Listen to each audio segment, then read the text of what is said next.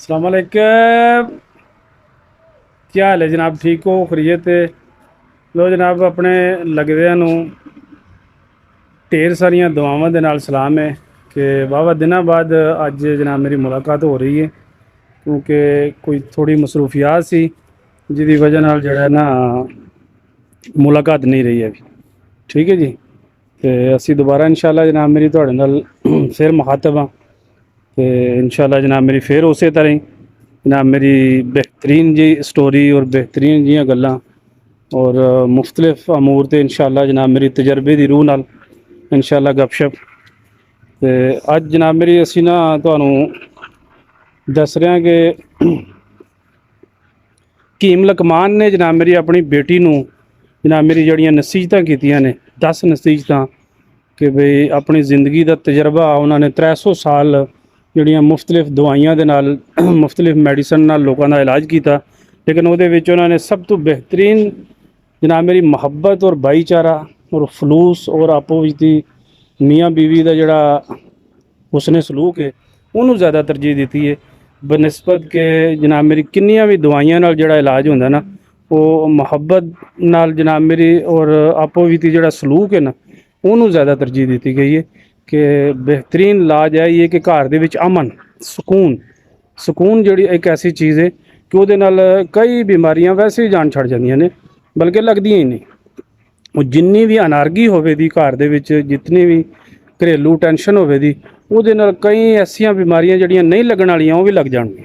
ठीक है जी।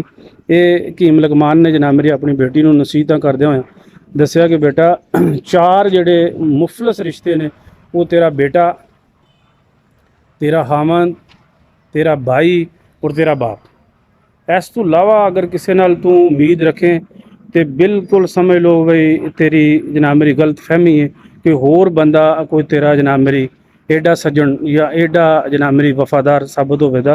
ये 4 बंदे जड़े ना उन्हां नाल तू उम्मीद रख सकनी है भी ये तेरे नाल जनाब मेरी पूरी वफादारी करन। ठीक है।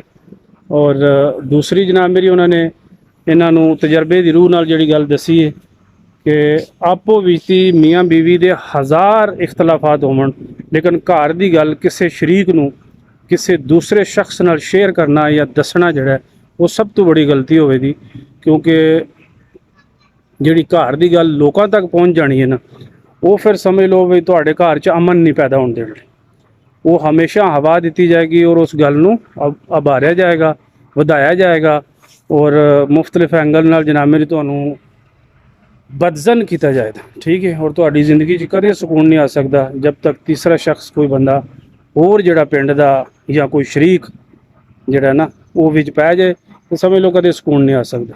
ठीक है जी। तो दसदे ने कि बई जंगली जानवर भुखा और बंदा रज्जिया ये बड़े खतरनाक होंगे। ठीक है ना। शरीक कंध ते लिखिया भी मान नहीं जिथों तक वह जोर लगता ना जदों वह वस चले पहला वो बड़ा शरीफ होवेगा बड़े तुहाडे नाल जनाब मेरी उहदे रवाबत होवन दे और बड़ियां हस हस के, लेकिन उदों तक कि जदों तक वह चक नहीं भरजे जदों वह चक भरजदे तो फिर वो नहीं जे पटदा। ठीक है। फिर जोर नाल पटाना जी फिर हिम्मत नाल पटाना जी इस तो पहला कि कोई चक भरे अपना चारा करके रखो। ठीक है जी। तो लो इंशाल्लाह जनाब मेरी दोबारा मुलाकात रहेगी ज़रा काफ़ी दिनों तो बाद हुई है तो इंशाल्लाह मुसलसल दोबारा तो जनाब मेरी तुहाडे नाल रब्ते च रहूँ। अल्लाह दे हवाले। अस्सलाम।